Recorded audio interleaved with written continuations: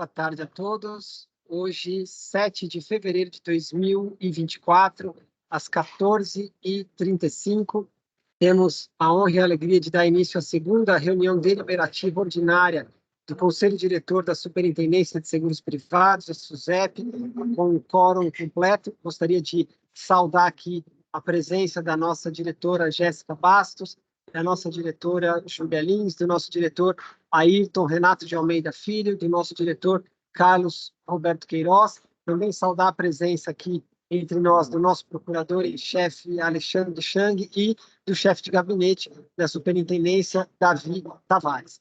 E aproveito também para saudar aqueles que nos seguem ao vivo aqui na data de hoje e certamente também aqueles que nos verão em momento posterior, que estão nos assistindo já pelo recurso da gravação.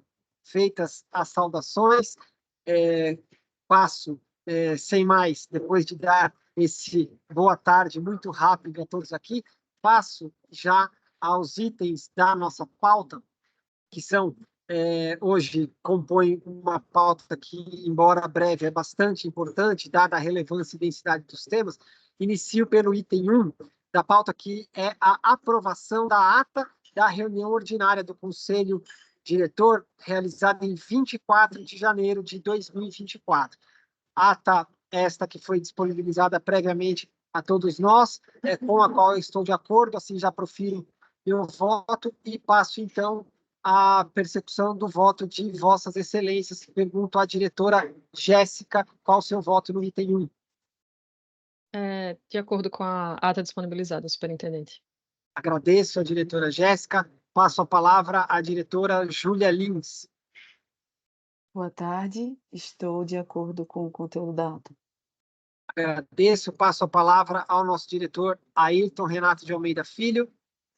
Boa tarde a todos. De acordo com a ata apresentada. Agradeço, diretor Ayrton. Passo a palavra ao nosso diretor Carlos Queiroz. Superintendente, desejo boa tarde a todos e também manifesto concordância com os termos da ata. Agradeço. Indago se há algum outro comentário a ser realizado.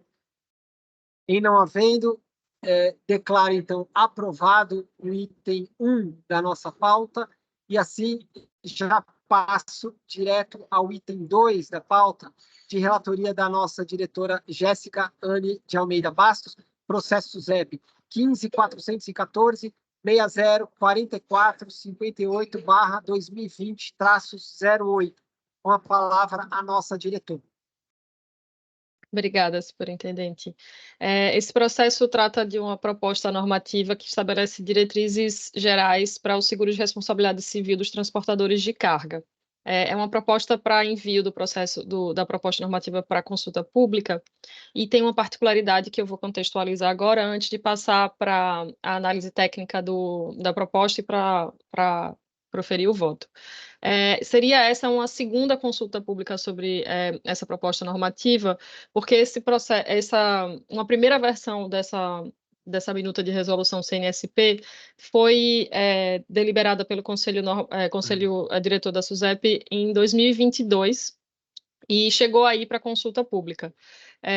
Recolheu contribuições, mas antes dela ir para a análise jurídica da Procuradoria, naquele momento, houve uma mudança legislativa importante, que foi a publicação da medida provisória 1153, de 29 de dezembro de 2022, e que alterou o artigo 13 da Lei 11.442, que é a Lei de Transporte de Cargas. E essa medida provisória dispõe sobre o seguro de responsabilidade civil dos transportadores de carga, razão pela qual, naquele momento, se percebeu que seria mais produtivo voltar à minuta, avaliar os impactos que a edição da medida provisória teria na minuta, antes de, eventualmente, fazer ajustes e colocar de novo em consulta pública e depois voltar à deliberação do Conselho Diretor. E, de fato, considerando que a medida provisória veiculou algumas modificações importantes na legislação vigente, que tinha impacto direto na estrutura da minuta que havia sido colocada em consulta pública, e que havia, naquele momento, a possibilidade de alteração ou até mesmo rejeição da medida provisória, decidiu-se aguardar a tramitação até o fim.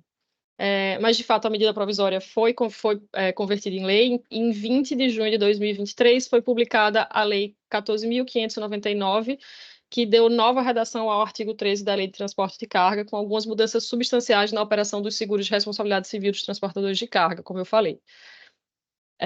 Para além de reforçar o caráter obrigatório do seguro de responsabilidade civil, a nova lei criou também a obrigação de contratação do seguro de responsabilidade civil do transportador rodoviário por desaparecimento de carga, o que a gente chama de RCDC, passou a ser obrigatório, e o de responsabilidade civil de veículos, esse de competência da Diretoria Técnica 2.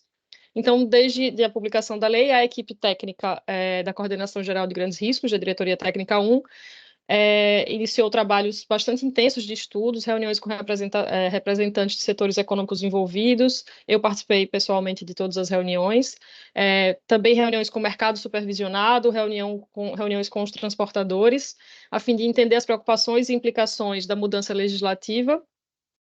E também, em razão da urgência e da relevância do tema, umas primeiras orientações foram divulgadas antes mesmo da conclusão desses estudos, por meio de um ofício circular enviado ao mercado, o ofício circular número 2 de 2023. A Procuradoria Federal também ajudou bastante, auxiliou bastante na interpretação das alterações normativas, e a gente fez algumas reuniões, algumas rodadas de reuniões. Queria, inclusive, agradecer bastante o esforço do procurador-chefe aqui nessa reunião. E aí, então, o resultado desses esforços todos, finalmente nós conseguimos finalizar a minuta com a nova proposta legislativa, que tem, portanto, algumas mudanças substanciais, o que nos faz entender que é necessário enviar ela novamente para consulta pública e depois análise jurídica pela Procuradoria. Então, eu acho que esse é o contexto necessário. Eu queria agora passar à análise técnica. É uma proposta normativa bastante densa, então eu queria fazer um breve resumo das mudanças propostas aqui para vocês antes de passar ao voto. Então, em linha com as premissas que já tinham sido estabelecidas no julgamento anterior pelo Conselho Diretor da SUSEP em 2022, e também em linha com as contribuições coletadas na primeira consulta pública, com os subsídios obtidos através de reuniões, consultas, documentos e os estudos, foi construída essa minuta. Eu vou destacar aqui algumas inovações e depois eu vou detalhar melhor elas, mas eu acho que 5 inovações são importantes destacar aqui. A primeira é a manutenção, como eu falei, do caráter obrigatório do seguro de responsabilidade civil do transportador rodoviário de carga, o RCTRC, e aí essa contratação passa a ser de responsabilidade do transportador. A criação da obrigatoriedade de contratação do seguro de responsabilidade civil do transportador rodoviário por desaparecimento de carga, o RCDC, também de responsabilidade do transportador. A vinculação dos seguros RCTRC e do RCDC a um plano de gerenciamento de riscos, o PGR, estabelecido de comum acordo entre o transportador e a sua seguradora. A obrigatoriedade de contratação dos seguros RCTRC e RCDC mediante a pólice única para cada ramo de seguro por segurado, e essa pólice vinculada ao Registro Nacional de Transportes Rodoviários de Carga, e o registro tem que estar ativo e válido. E a instituição de uma vistoria conjunta a ser realizada pelo contratante do frete, ou como a gente chama comumente de embarcador, pelo transportador e também pelas respectivas seguradoras para fixação dos prejuízos advindos à carga transportada e fixação dos prejuízos indenizáveis.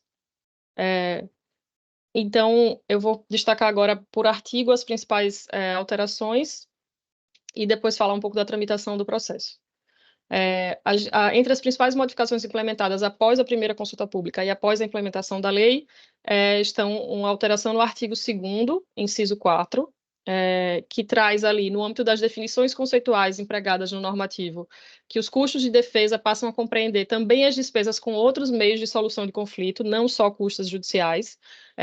Então, essa alteração promove também um alinhamento com outra circular da SUSEP, a circular SUSEP 637 de 2021. Então, aqui a gente fala de custos com mediação, por exemplo, arbitragem, etc., para deixar claro.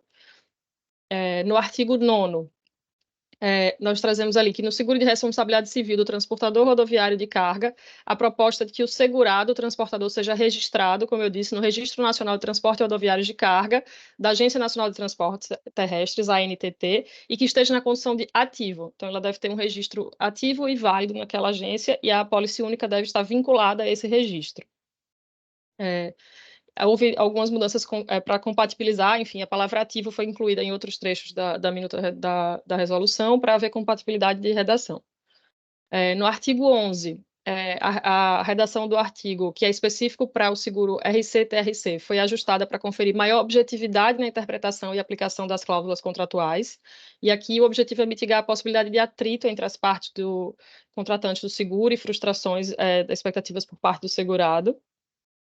Houve ainda a exclusão de um artigo, do artigo 22, e a inclusão de um parágrafo 5º no artigo 19, que tratam ali do seguro RCDC. Então, nesse contexto, foi incluído o parágrafo 5º para vedar o estabelecimento de franquia ou participação obrigatória do segurado, porque essa medida pode reduzir a efetividade da proteção a terceiros que foi almejada pelo legislador. Então, ao passo que foi criada essa obrigatoriedade de contratação da RCDC, criou-se a vedação nessa proposta normativa ao estabelecimento de franquia ou participação obrigatória do segurado. E também, por isso, foi excluído o artigo 22, que previa a participação obrigatória do segurado nos prejuízos. No artigo, houve ainda a inclusão de um artigo, o artigo 38, e esse dispositivo reflete um comando expresso previsto no parágrafo 1º do artigo 13 da Lei 11.442, após a alteração legislativa, no sentido de que o plano de gerenciamento de riscos deverá ser estabelecido de comum acordo entre o transportador e a sociedade seguradora. E, além disso, foi incluído um parágrafo único que afasta qualquer dúvida a respeito da subsunção desse acordo no PGR ao exercício de poder de polícia da SUSEP. Então, ou seja, esse PGR está sob supervisão da SUSEP. O artigo 42, ele foi renumerado e teve a redação ajustada. Esse dispositivo ele elenca as hipóteses excepcionais em que se admitirá a emissão de mais de uma apólice nos seguros de que trata a resolução. De novo, porque ali criou-se essa nova regra da apólice única, então precisou-se criar as exceções em que isso seria admitido, e deixando claro que essas exceções não se aplicam ao RC-TRC e ao RCDC, porque há o comando legal que diz que esses devem ser contratados por meio de apólice única. Foi incluído ainda o artigo 50, que é uma redação decorrente do parágrafo 6º do artigo 13 da Lei 11.442 de 2007, com a nova redação, que estabelece quanto à regulação do sinistro, que deverá ser realizada, como eu disse, a vistoria conjunta pelo contratante do frete e pelo transportador, e bem como com as respectivas seguradoras, a depender do tipo de seguro que seja acionado quando couber.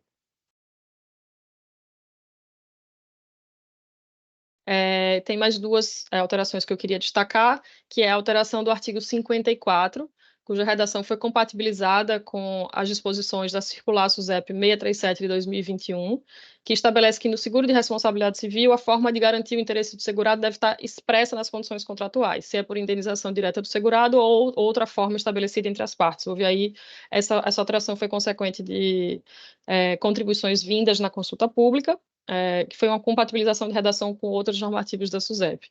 E aí o artigo 59, que foi desdobrado e renumerado, e o artigo 59 passa a dispor sobre as regras temporais para a adaptação dos planos de seguro ao novo normativo, considerando que, com as alterações trazidas pela lei de 2023, os produtos RC-TRC e RC-FDC, atualmente registrados na SUSEP, deverão ser alterados ou cancelados. Então, foi criada uma regra específica para essa transição. Então, agora, voltando ao aspecto processual, essa proposta foi recentemente ressubmetida ao COTEC, após as alterações todas propostas pela área técnica em razão da nova lei, e também pela decorrente da consulta pública. O Comitê Técnico da SUSEP não encontrou nenhum óbice à continuidade da tramitação do processo normativo. Depois disso, houve uma análise prévia, ou desculpe, depois disso não, foi antes disso, houve análise jurídica da Procuradoria sobre pontos específicos, mas não houve a análise jurídica à proposta final, porque eu estou propondo aqui que essa análise seja feita após a consulta pública, porque pode haver alteração, que é semelhante ao que aconteceu na primeira deliberação. A análise jurídica pela Procuradoria seria feita após a consulta pública, e eu estou propondo que novamente isso aconteça, essa dinâmica aconteça aqui. Então, pelo exposto, eu submeto às considerações desse Conselho Diretor a minuta de resolução CNSP, que foi disponibilizada previamente via SEI, com meu voto favorável à sua colocação em nova consulta pública pelo prazo de 30 dias, nos termos da resolução SUSEP número 14 de 2022. Agradeço à diretora Jéssica pelo seu relato. Passo a palavra à diretora Júlia Normandi Lins. Boa tarde, diretora Jéssica. Gostaria de registrar aqui o meu elogio a todo esse trabalho que foi realizado pela Diretoria 1 na construção dessa norma. Sei que foram muitas horas dedicadas a escutar os diversos setores impactados e também muitas horas dedicadas aos estudos tão necessários à construção de uma norma sobre um tema tão complexo, né?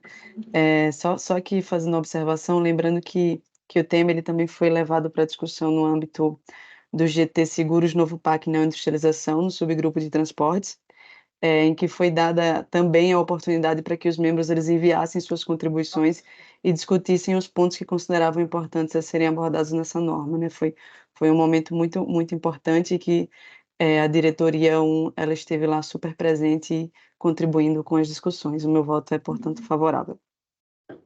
Agradeço, diretora Júlia. Passo a palavra para a preferência de voto ao nosso diretor Ayrton Renato de Almeida Filho.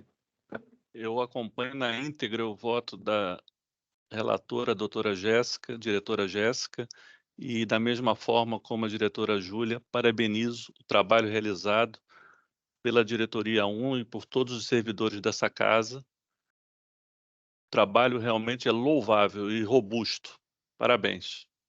Agradeço, diretor Ayrton. Passo a palavra ao nosso diretor Carlos Roberto Queiroz, que é o nosso decano. Então, diretor Queiroz. Superintendente, também estou de acordo com o voto da relatora, aliás, é um voto muito bem construído, e também estendo aí as felicitações a toda a equipe envolvida nesse projeto, notadamente aí a equipe do Diogo Ornelas, da Cristine, o pessoal da CGRS, que elaborou aí uma proposta muito interessante, muito boa para ser discutida junto à sociedade. Agora a gente espera que a sociedade civil traga aí as suas contribuições, né? A matéria é complexa, envolve uma parte importantíssima do funcionamento da infraestrutura do nosso país, né? Agora é o momento da sociedade trazer as suas contribuições aí no prazo de 30 dias, a gente aguarda, né, que eu tenho certeza que todas serão cuidadosamente avaliadas para que a gente possa expedir aí a proposição final com relação ao tema.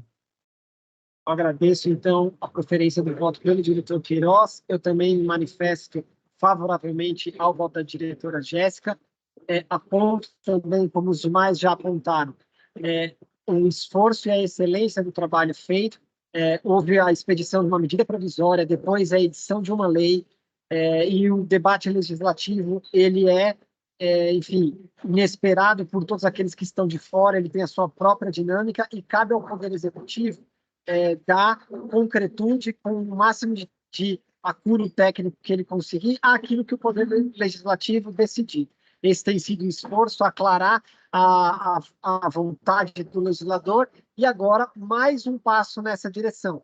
Como é que os próprios integrantes do mercado vão nos ajudar a aclarar aquela que foi a vontade do legislador com o máximo de apuro técnico possível. Então, acho absolutamente louvável a direção pela qual a diretora Jéssica tem trilhado e guiado a SUSEP nesse caminho. Então, voto favoravelmente ao texto proposto, ao procedimento proposto, e que essa norma, agora indo em consulta pública, retorne para a sua versão cada vez mais próxima à final, cada vez mais robusta. Então, assim, declaro aprovado o item 2 da nossa pauta e passo antes, algum outro comentário a esse respeito?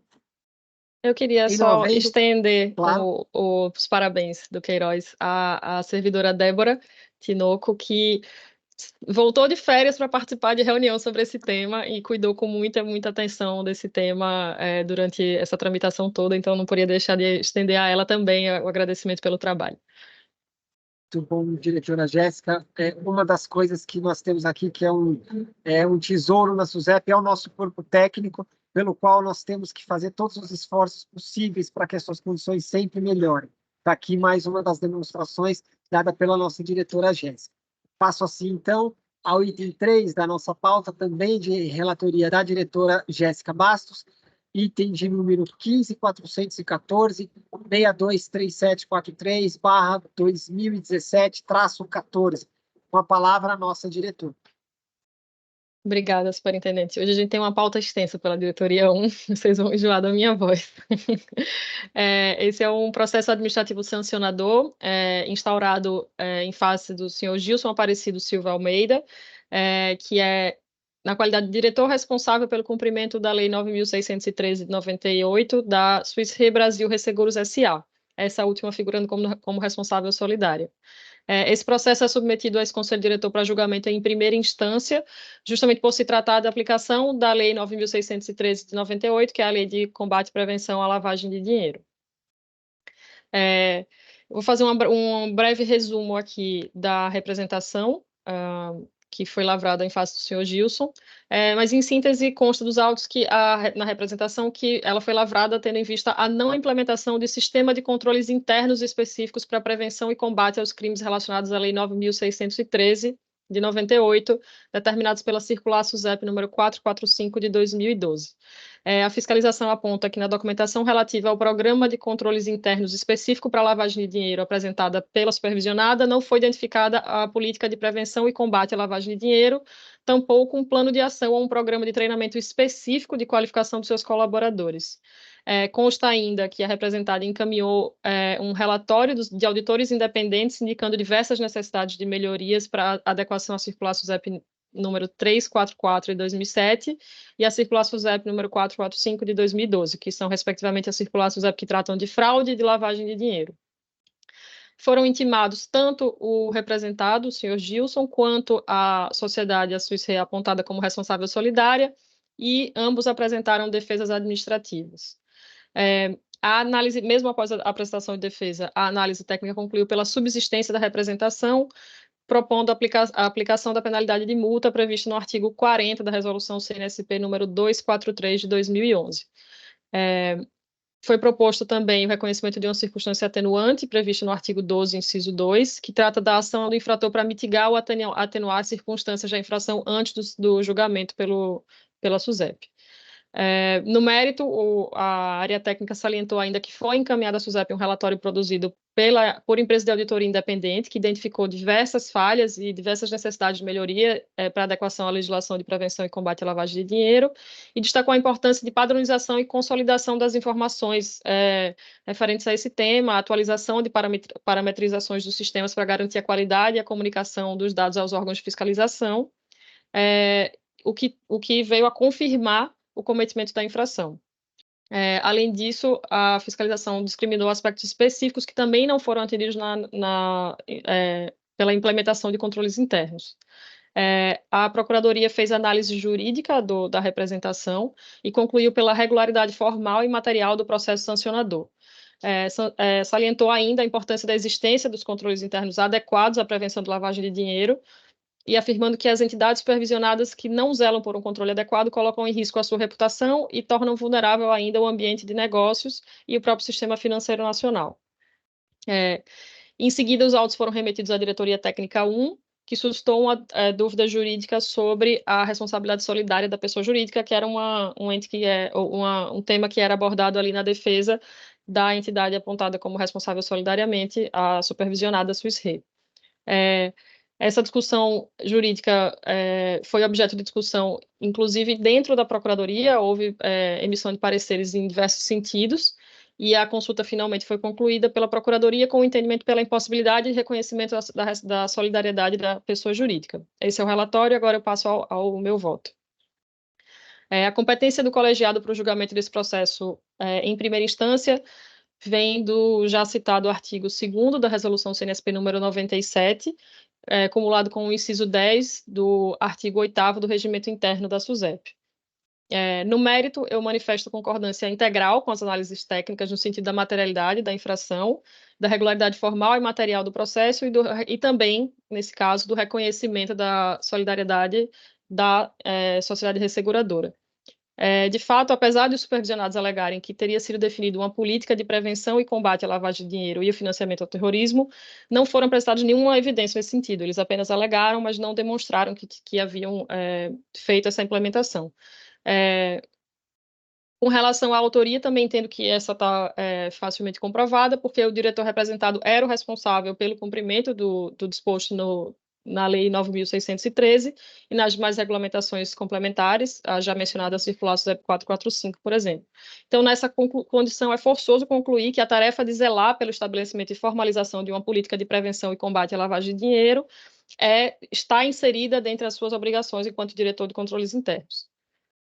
E aqui, eu só queria ressaltar que eu não estou criticando, apontando falhas na elaboração ou na execução da política de prevenção, questões essas que poderiam sim suscitar se isso estaria ou não na capacidade de supervisão do gestor. A gente está falando aqui da completa ausência de formalização dessa política, que são coisas distintas. Então, eu entendo que, nesse caso, a gente não tem o que discutir aqui sobre a responsabilidade do diretor de controles internos pela implementação dessa política.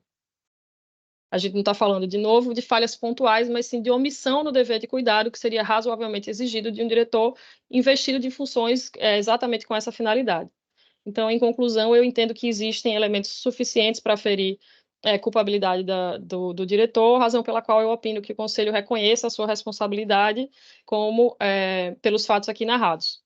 Com relação à possibilidade de responsabilização solidária da sociedade resseguradora, como eu disse, houve discussão jurídica, inclusive dentro do próprio âmbito da Procuradoria, que veiculou argumentos tanto favoráveis quanto contrários a essa possibilidade, tendo concluído pelo afastamento. E aqui eu peço vênia na figura do procurador-chefe para discordar da conclusão final da Procuradoria, porque eu entendo que, nesse caso, além de tudo, a sociedade resseguradora se beneficiou da conduta ilícita praticada pelo seu dirigente na medida em que iniciou suas operações sem o cumprimento de requisitos de suma importância, enquanto outras sociedades participantes do mercado enviaram diversos esforços para cumprir a legislação. Em segundo lugar, também registro o entendimento sobre a possibilidade de responsabilização de pessoa jurídica no âmbito da Lei 9.613, e tendo sido dada desde o primeiro momento à companhia a possibilidade de se manifestar e de se defender. Então, eu entendo, por exemplo, que não foi sequer ferido contraditório ou ampla defesa, nesse caso, para a companhia resseguradora. E aí pondero aqui que a própria lei de lavagem de dinheiro autoriza medidas como constrição de bens, direitos e valores, não só do investigado, mas também de outras pessoas que tenham se beneficiado de crimes de lavagem de dinheiro ou de infrações penais antecedentes, e também o próprio Código de Processo Penal também autoriza medidas que possam atingir bens e valores de pessoas que tiraram proveito do crime enquanto o responsável não puder ser encontrado, por exemplo. E é por isso que, inclusive, os tribunais nacionais vêm entendendo a possibilidade de responsabilidade solidária por danos decorrentes de atos ilícitos, compartilhada por todos aqueles que se beneficiaram desses atos ilícitos. Então, diante dessas razões, eu filio meu entendimento ao da área técnica, reconhecendo que deve ser responsabilizada solidariamente a entidade supervisionada, a resseguradora Swiss Re, pelo pagamento da multa. Então, pelo exposto, meu voto é pela confirmação da representação, pelo julgamento da subsistência da representação, para aplicação de multa no valor de R$39 mil e reconhecimento da responsabilidade solidária pelo pagamento dessa multa também à Swiss Re Brasil.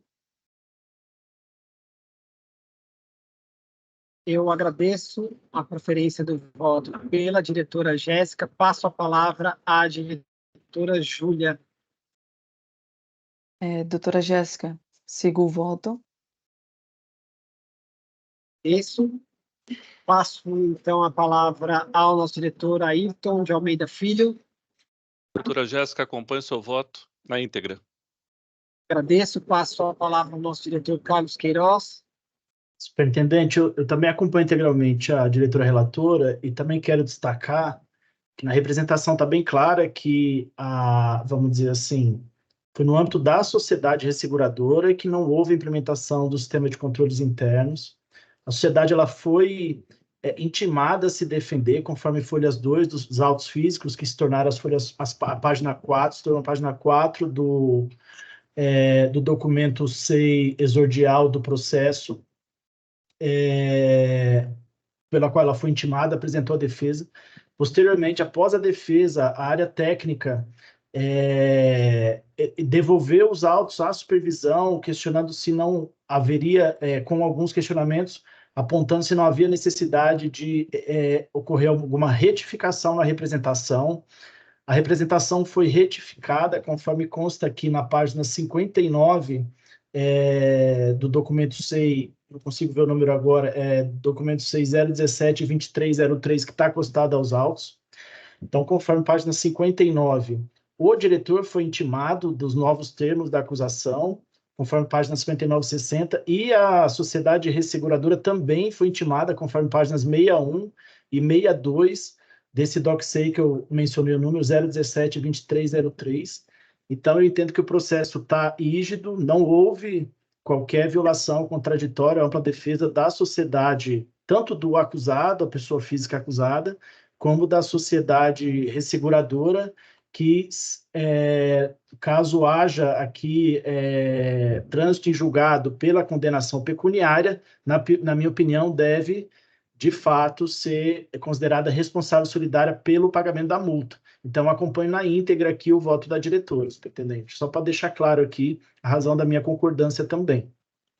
Agradeço ao diretor Carlos Queiroz. Eu também acompanho na íntegra a condenação que a diretora Jéssica profere contra a Swiss Re, e eu faço uma observação, porque aqui está se falando, na verdade, isso para mim é razoavelmente causa de perplexidade, da ausência de uma política de combate a fraudes por parte de uma resseguradora que é uma das mais respeitadas e principais resseguradoras do mundo inteiro, e que certamente em outros mercados jamais atuaria com uma completa ausência de formatação de uma política para esse tema tão sensível. Como é que isso é possível que seja realizado aqui no nosso mercado, que é um mercado absolutamente relevante, não só para essa resseguradora, como para todas as outras? Então, de fato, simplesmente do ponto de vista fático, é incontestável que não existia esta política, e esse é um fato inaceitável, não só por esta resseguradora, mas como por quaisquer outras.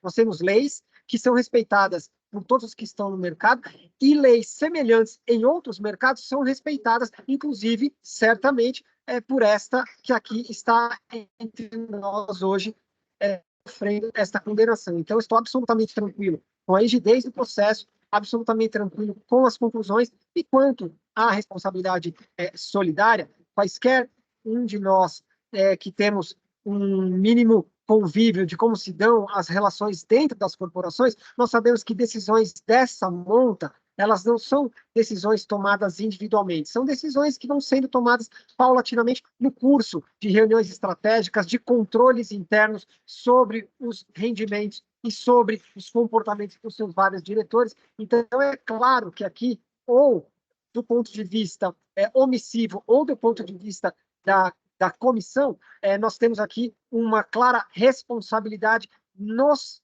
fatos finais advindos do comportamento ou da organização da empresa, no caso da Swiss Re. Então, também estou absolutamente tranquilo com a imputação aqui, com a incidência da responsabilidade que seja solidária, razão pela qual acompanho na íntegra também o bem montado voto da nossa diretora Jéssica Bastos. Indago se há alguma outra observação a esse respeito.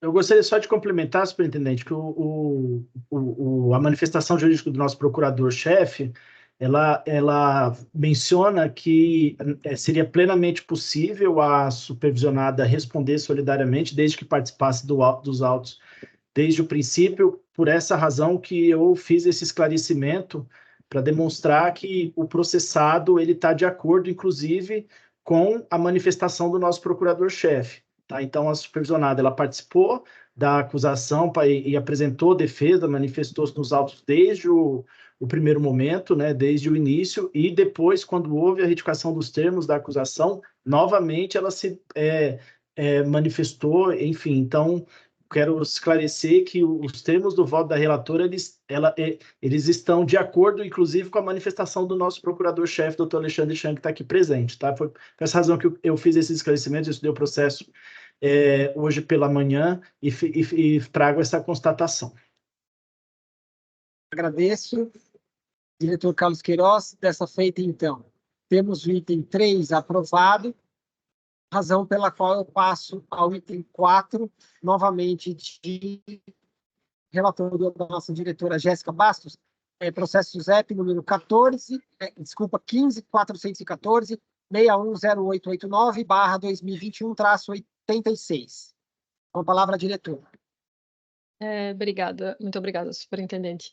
Esse é um processo administrativo sancionador que vem ao Conselho Diretor para confirmação de penalidade aplicada em face de Paulo Daniel Araújo da Rocha, e visando a confirmação de penalidade aplicada a ele, figurando o IRB como responsável solidário pelo pagamento de multa, mas nesse caso a discussão aqui nesse Conselho Diretor se restringe à penalidade aplicada ao senhor Paulo Daniel de inabilitação pelo prazo de 3,2 anos, ou 1.168 dias para o exercício de cargo ou função em entidades supervisionadas.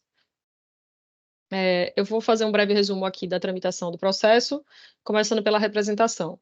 A representação, ela imputou, esse processo, a representação foi lavrada pela CGFIP, a Coordenadoria Geral de Fiscalização ali da Diretoria 4, e ela imputou ao representado, na qualidade de diretor de controladoria e contador responsável do IRB Brasil Resseguros S.A., o cometimento da infração administrativa de apresentar irregularidade na escrituração contábil. Mais precisamente, por irregularidade verificada nos saldos lançados na conta de equivalência patrimonial das demonstrações financeiras do IRB Brasil Resseguros S.A., em relação ao reconhecimento da receita de venda da participação do Minas Shopping. Conforme consta da representação, o reconhecimento da venda da propriedade para o investimento deve ocorrer na medida em que for satisfeita a obrigação de performance pela entidade, ou seja, quando for transferido o controle do ativo ao comprador. O ativo é considerado transferido quando o cliente obtiver o controle do mesmo, conforme item 31 do Comitê do Pronunciamento 47 do Comitê de Pronunciamentos Contábeis. E ainda, de acordo com o item 33 do Comitê de Pronunciamentos Contábeis, o controle do ativo se refere à capacidade de determinar o uso e obter substancialmente a totalidade dos benefícios provenientes desse ativo. Então, o controle inclui a capacidade de evitar que outras entidades direcionem o uso do ativo e obtenham benefícios desse ativo. E, nesse caso, somente a partir de 28 de junho de 2019, as despesas e receitas referentes ao Minas Shopping passaram a ser direcionadas ao comprador Vinci Shopping Centers F2, de forma que o lançamento da baixa na aquisição das cotas do Minas Shopping só poderiam ter sido feitos, portanto, em junho de 2019 e não em abril, como de fato foi feito. Ou seja, o IRB não poderia ter reconhecido o ganho de capital nas demonstrações financeiras em abril de 2019, mas tão somente em junho de 2019. Segundo se observa da representação, os fatos apontam que há também indício de potencial ocorrência de crime, conforme disposto no inciso 1 do parágrafo único do artigo 1º, artigo 10º e artigo 25 da Lei de Crimes contra o Sistema Financeiro Nacional. Devidamente intimados, o representado apresentou defesa e, assim como o IRB Brasil Resseguros S.A., apontado como responsável solidário, apresentou defesa e participou ativamente desde o início do processo. A CGERAGE, a área técnica, a Coordenação Geral de Julgamentos, acolhendo os relatórios e fundamentos da representação e da área técnica de julgamentos da COJU, julgou subsistente a representação e aplicou ao senhor Paulo Daniel Araújo da Rocha as penalidades de inabilitação para o exercício de cargo ou função prevista no artigo 6º da Resolução CNSP número 243 de 2011, pelo prazo de 1.168 dias, ou 3,2 anos, e multa prevista no artigo 19 do mesmo normativo, no valor final de R$ 67 mil. Essa multa que não está para confirmação, para deliberação desse Conselho Diretor. O processo foi submetido à análise jurídica pela Procuradoria, que entendeu pela subsunção da infração imputada às normas contidas nos dispositivos legais e a adequada identificação das penalidades, enfim, reconheceu a tramitação regular material e formal do processo, e então vieram os autos da Diretoria Técnica 1 para submeter ao Conselho Diretor para confirmação. No mérito, eu entendo que, de fato, foi comprovado que a prática adotada pelo representado constitui infração administrativa. As alegações da defesa não afastaram a materialidade das infrações, e a adequação dos lançamentos contábeis de uma supervisionada é de extrema importância e é muito necessária para que haja a proteção do mercado, dos investidores e, em última instância, de todo o público consumidor dos produtos regulados pela SUSEP. Está falando de uma prática aqui bastante séria e bastante grave. Então, com base nos dados informados por meio da contabilidade de uma sociedade seguradora, que decisões são tomadas, que compromissos são firmados, que decisões sobre provisionamento técnico, solvência, etc., são tomadas, inclusive, pelo ente supervisor. Então, a falta de transparência e, indo além, a inadequação dos dados contábeis afeta de sobremaneira o público e a atuação do Estado, sendo bastante evidente o prejuízo imediato ao equilíbrio das relações existentes entre os diversos personagens desse mercado.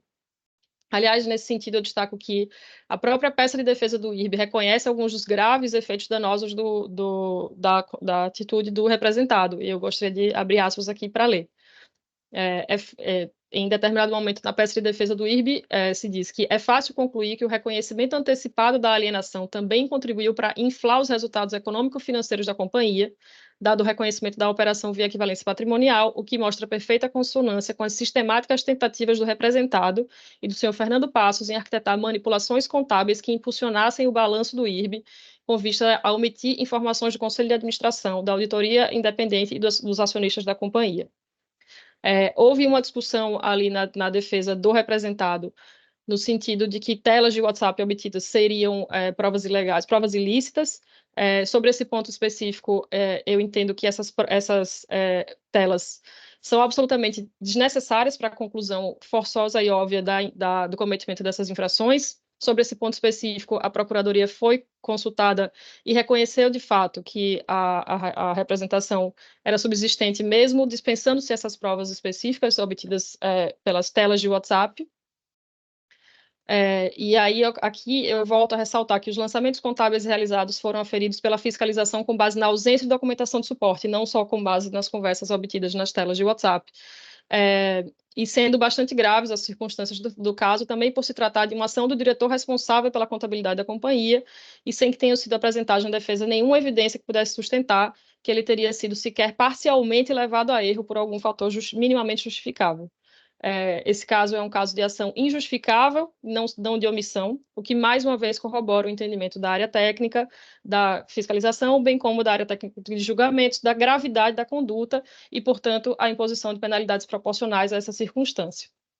Então, eu enfatizo aqui o alto grau de culpabilidade do representado em razão do seu poder de decisão e também por ter participado e recebido bonificações pela venda do imóvel, que se traduz em ganhos obtidos com a sua ação.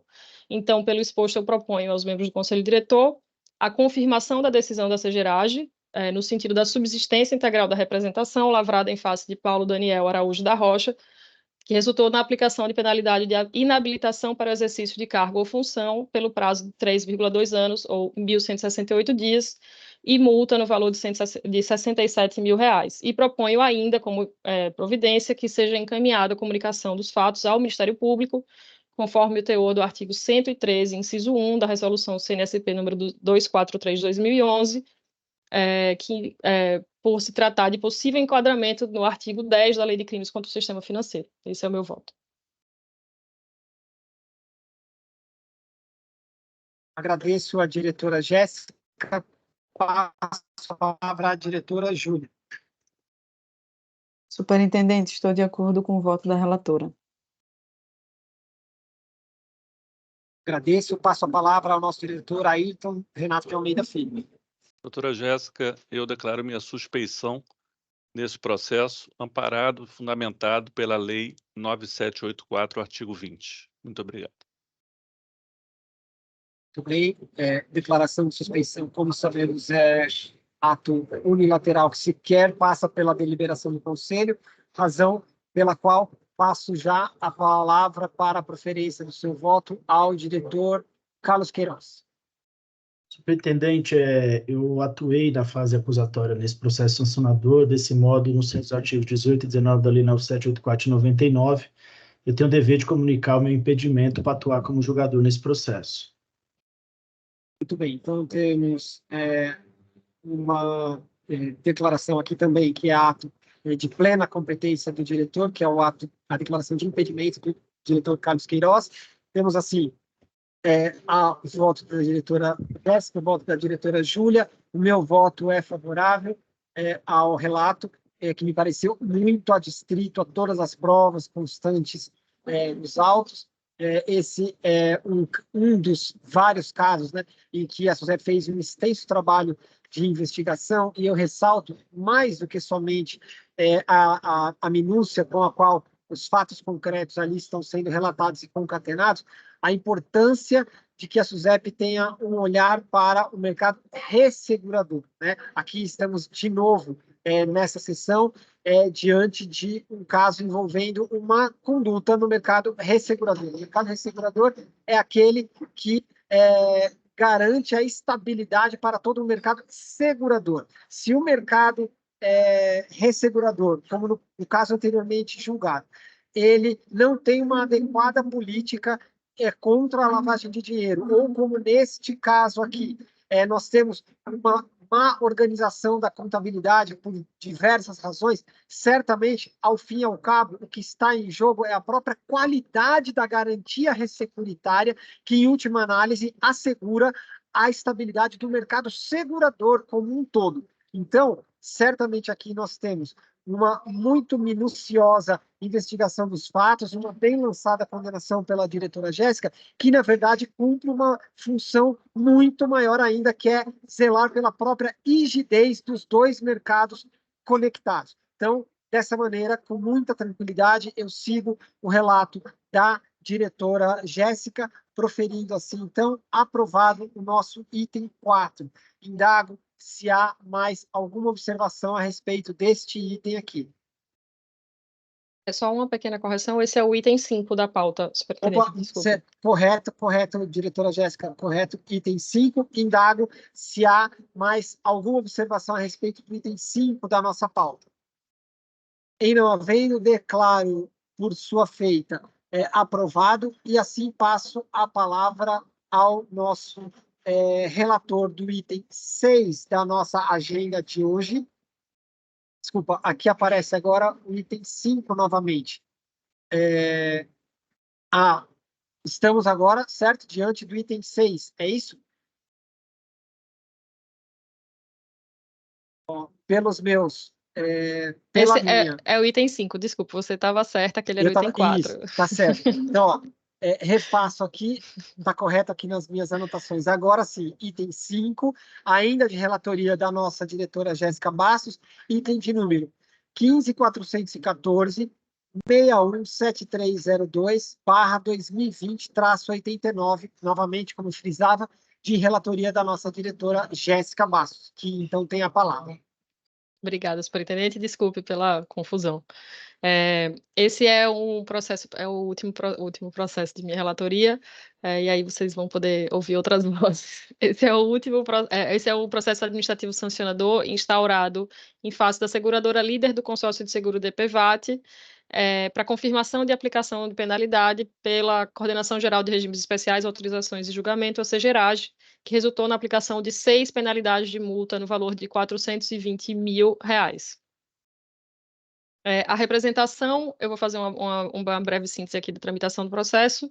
A representação imputou a supervisionada o cometimento de infrações administrativas por gerir recursos do DPVAT em desacordo com a legislação ou as determinações da SUSEP, o que se efetivou mediante a utilização indevida de dotação destinada às despesas administrativas para o pagamento de participação nos lucros ou resultados, PLR, aos seus empregados, sendo que, no caso do seguro DPVAT, não há assunção de risco pela atividade econômica por parte das seguradoras do consórcio, de modo que o pagamento de PLR não poderia ser oriundo de recursos públicos, mas de recursos que fossem próprios do consórcio, próprios da seguradora líder.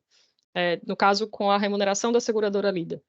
Nesse sentido, a representação descreveu 6 infrações correspondentes aos pagamentos de PLR com recursos oriundos do fundo, realizados entre os anos de 2015 e 2020.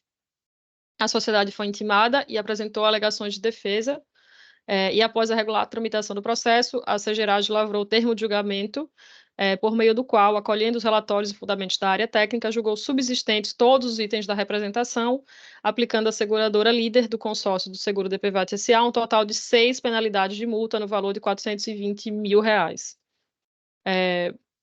A Procuradoria fez a análise jurídica da representação e do julgamento após a decisão da Segerage e reconheceu a regularidade material e formal do processo, ressalta que não houve ocorrência de prescrição, mas orienta ali pelo reconhecimento de uma infração cometida em continuidade delitiva, continuidade infracional, por entender que se trataria de uma infração cometida durante 6 anos e não 6 infrações. Em seguida, os autos foram submetidos à Diretoria Técnica 1 e para submissão ao Conselho Diretor, e esse é o relatório no essencial. Eu vou passar o voto. No mérito, eu entendo que foi comprovado que as práticas adotadas pela representada, descritas no item 1 a 6 da representação lavrada pela CGFIP, estão em desacordo com os motivos apontados. Nesse cenário, as alegações de defesa não afastaram a materialidade das infrações descritas na representação. Eu aponto aqui que os pagamentos de PLR não constaram de forma explícita na descrição das despesas submetidas à SUSEP para aprovação.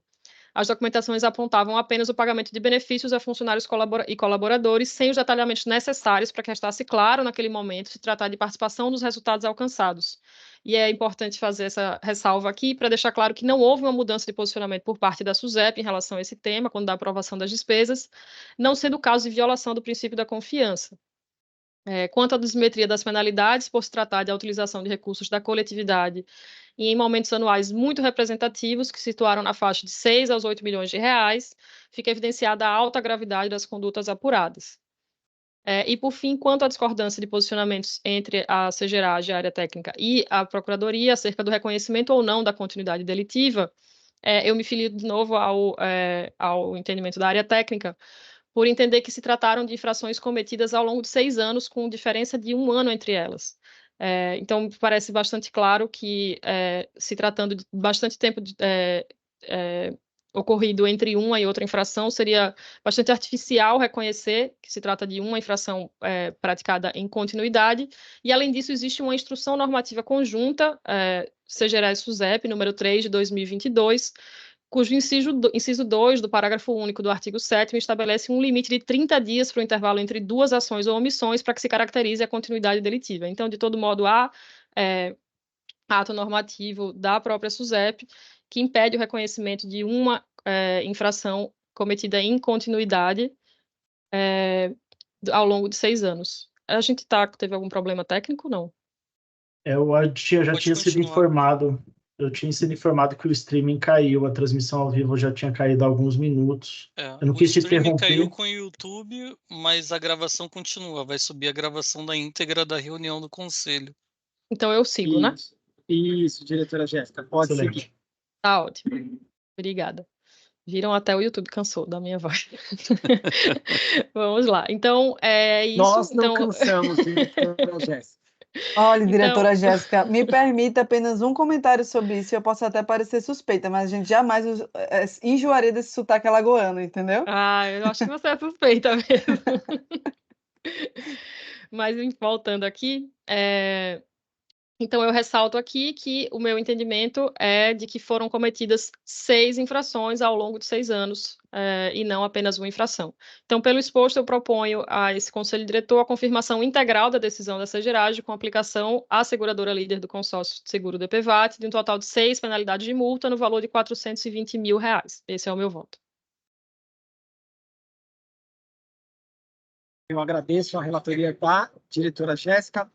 Passo a palavra à diretora Júlia Normandi Lins. Obrigada, superintendente, acompanha o voto da relatora. Agradeço. Passo a palavra ao nosso diretor, Ayrton Renato de Almeida Filho. Muito obrigado, senhor superintendente, doutora Jéssica. Eu declaro suspeição fundamentado pela Lei 9784, artigo 20. Muito bem, diretor Ayrton. Passo a palavra ao nosso diretor Carlos Queiroz.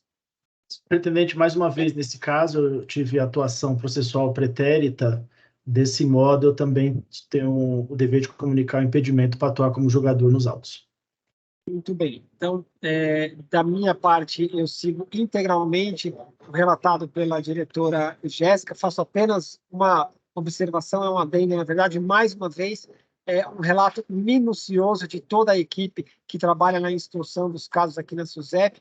Eu me debrucei sobre os autos na preparação para essa nossa reunião, farta documentação mobilizada, com muitos detalhes ali, de maneira que eu estou plenamente convencido do acerto da decisão aqui lançada. Dessa feita, indago se há mais algum comentário sobre o nosso item 5 em votação.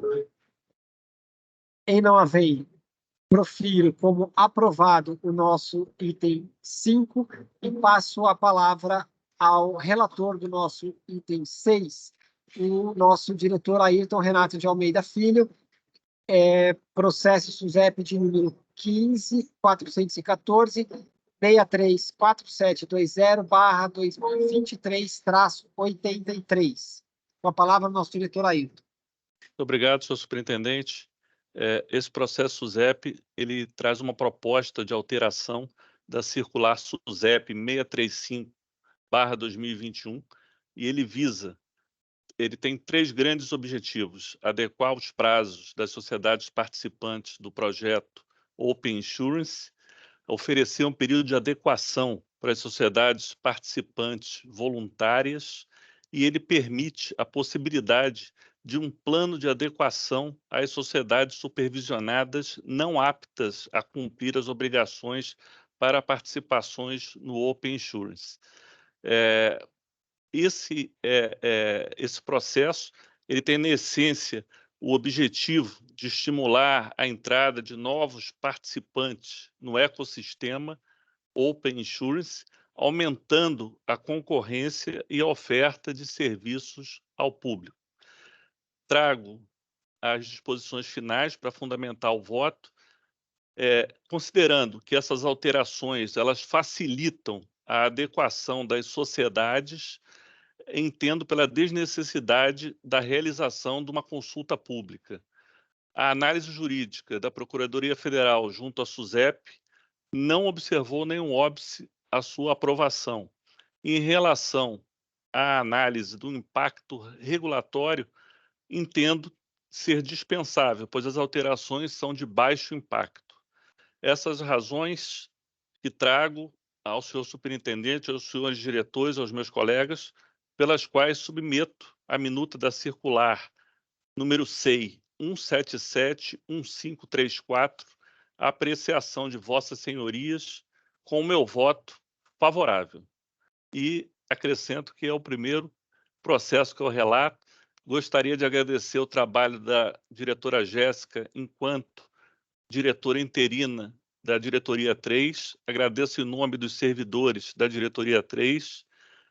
Compartilho esse trabalho com a diretora Jéssica e os servidores dessa casa, da Diretoria 3 e das demais diretorias que participaram desse processo. Então, reafirmo, senhor superintendente, solicito aos meus pares a aprovação do meu primeiro processo relatado. Muito bem, diretor Ayrton. É o primeiro, certamente, de muitos. Temos aqui, reafirmo, muita alegria em tê-lo aqui como nosso diretor, assim como a nossa diretora Júlia também, recém-chegada. Então, mais um momento de reafirmar esse momento aqui da nossa casa com o time completo. Passo a palavra ao diretor Carlos Queiroz para a proferência do seu voto. Obrigado, superintendente. O diretor Ayrton começou com o pé direito, elaborou um voto excelente, estudei os autos também, antes da reunião.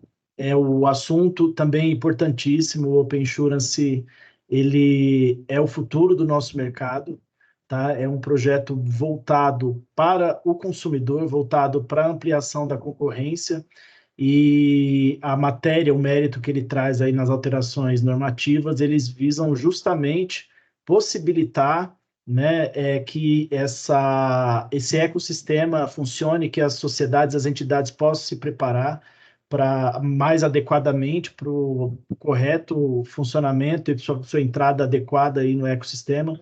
Então, o diretor está de parabéns, a equipe está de parabéns, eu acompanho o voto na íntegra também. Agradeço, diretor Queiroz. Passo a palavra à diretora Jéssica Bastos. Muito obrigada, superintendente. Eu também estou de acordo com o voto e a minuta proposta pelo diretor Ayrton. De fato, a proposta vem muito a calhar, ela vai trazer estabilidade e segurança para o mercado, enfim, para a adaptação para as normas do Open Insurance, no momento em que o Open Insurance vai seguir em frente e vai adentrar novas fases do programa. Eu entendo que a proposta é muito feliz por isso e o timing é muito importante, além de trazer bastante estabilidade para as supervisionadas de S3 e S4, ali, que também, inclusive, as que estão no sandbox, trazendo um prazo mais que suficiente para adequação do mercado e para trazer estabilidade e confiança do mercado. Então, estou de acordo com a minuta e agradeço o trabalho da equipe da SUSEP, da DIR3, da CGPRO e da CGREP na apresentação dessa proposta normativa. Agradeço, diretora Jéssica. Passo a palavra à diretora Júlia Lins. Gostaria também aqui de agradecer e elogiar os esforços da equipe da Diretoria 3 relativamente a essa proposta de circular. Também considero, junto aos demais diretores, que o ajuste dos prazos do OPIM e a possibilidade mesmo de plano de adequação certamente irá trazer um efeito muito benéfico a essa iniciativa, né, a todo esse ecossistema, principalmente com relação à segurança e estabilidade dele, né, e também, como bem mencionou a diretora Jéssica, o benefício que trará aquelas empresas um pouco ali que estão no S3, no S4 e também no sandbox regulatório, né.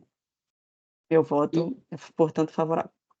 Agradeço. Eu também parabenizo certamente a diretora Jéssica, que no acúmulo de duas competências passou quase o ano passado inteiro, então não era sem motivo que ao final do ano, quando a procurávamos, ela estava no seu merecidíssimo descanso, que foi um ano de muito trabalho. Parte desse trabalho deu origem a essa norma que calibra agora o Open Insurance. O diretor Ayrton, chegando, também colocou ali o seu olhar e com isso eu acho que conseguimos uma visão a mais completa possível.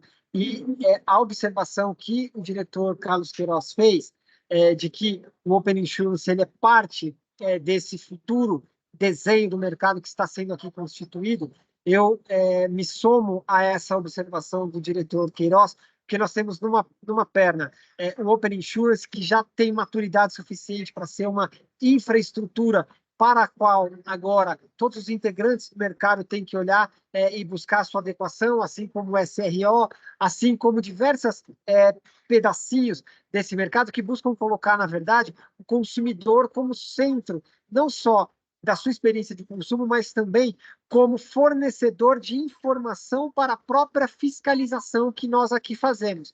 Então, na verdade, eu poderia resumir esse nosso esforço como a SUSEP chegando na era do Big Data. Então, jamais daremos um passo daqui para trás. Os passos serão agora daqui para frente, inclusive com plataformas de recepção de reclamações dos consumidores, que certamente estão em nosso objetivo, tudo o que for possível de colocar o consumidor não só no centro da experiência, mas também no centro do fornecimento de informações que nos auxiliem a fazer granularmente a melhor política fiscalizatória do nosso mercado, certamente é o caminho pelo qual nós percorreremos o desenho futuro do nosso mercado. E essa norma, ela é um tijolo a mais nessa construção. Então, por essa razão, mais uma vez aqui, parabenizo ao diretor Ayrton, parabenizo a todos os que anteriormente a ele se debruçaram sobre